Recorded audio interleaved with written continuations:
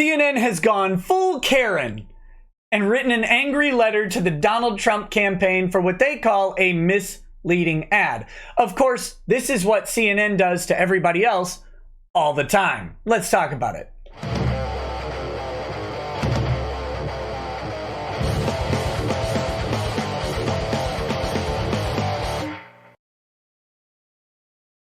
Hey, what's up, guys? Welcome to Law-Splaining the Interwebs. I'm your host, Nick Rekieta of Rekieta Law, a small law firm in central Minnesota. And today we're talking about a cease and desist letter that CNN has decided to send to the Donald Trump re-election campaign over an ad that they are running on every network except CNN, who has refused to buy it. If you like these quick legal updates and hot takes, go ahead, give a like and subscribe to the video, share it around, all of that stuff. Let's real quick take a look at the ad campaign in question, and I will point out the moment we're talking about, and then we'll talk briefly about one of CNN's multiple articles on this issue. Okay, here we go. I'm Donald Trump, and I approve this message. My administration will take all necessary steps to safeguard our citizens from this threat. Hysterical xenophobia. Giving Americans a false sense. Is it accurate that if these steps had not been put in place, it could have been 2 million people dead here in the United States? Yes. No matter how hard they try. That was it. Oh, God. Sorry, I didn't mean to leave Joe Biden up. Oh, I'm sorry. That was it. That was the angry portion that they're mad about.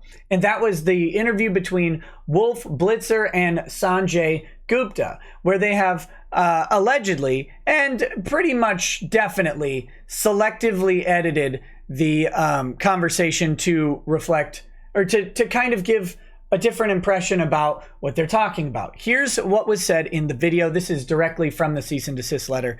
It says, is it accurate that if these steps had not been put into place, could have been 2 million people dead here in the United States? Gupta, yes. Now the full text is here. And of course they bolded the part that was shared, but the most important part that they're complaining about, what they should have bolded and emphasized, was the part that was left out right here. The stay-at-home orders, the social distancing orders, as the president said yesterday. And then a bunch of nonsense from Sanjay Gupta, other than what he meant was yes. He could have just said yes, and he said a whole lot of other stuff. But that doesn't really matter. What matters is CNN is mad about what was left out of Wolf Blitzer's comment. The stay-at-home orders, the social distancing orders, as the president said yesterday. That's the context that they want people to hear, because CNN is more concerned with crediting largely Democrat governors for the work that they've done and making sure not to credit Trump in any way for the coronavirus response. That's what they're going for in this interview. That's what they're going for as a publication. All right? Like that's the idea. And so now they're mad that Trump has taken that little segment out of context. Now, Trump does this several other times in the video, not really taking things out of context to use in a misleading way. What I'm talking about is he uses his political enemies, in this case, Andrew Cuomo and Governor Gavin Newsom from California. He uses both of them giving positive quotes about the federal response to the coronavirus. And that is, of course, a good tactic, to use the words of your political enemies when they praise you, and to emphasize that even to people who don't like you or who stand opposed to you, they have to admit that you did some good things here. CNN desperately does not want that to happen for their network. Now, what's the gist of this letter that we have here from CNN? Nothing. There's nothing they can do. They notify the ad campaign, or the campaign, that the ad itself, when they first reviewed it, they said it was not accurate and they demanded it be changed for them to run the ad. Trump's campaign says, nah, fine. And they just sold it to everybody except CNN.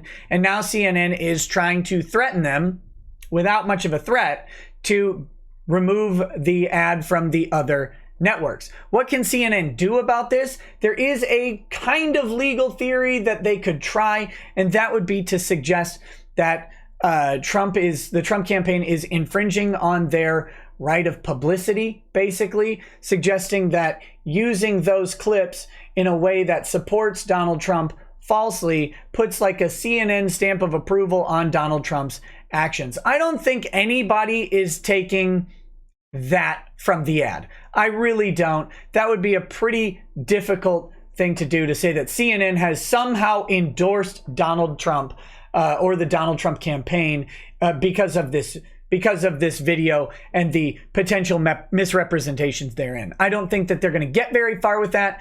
They're reserving, of course, their right to pursue any legal action.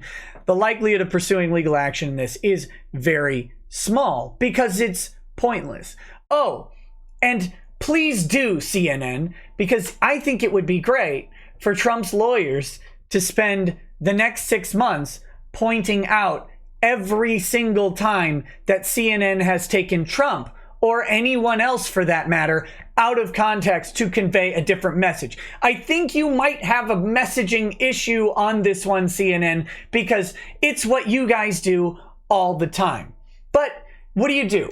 What do you do if this happens? I guess CNN's answer is to go full Karen. They're writing a letter to the manager.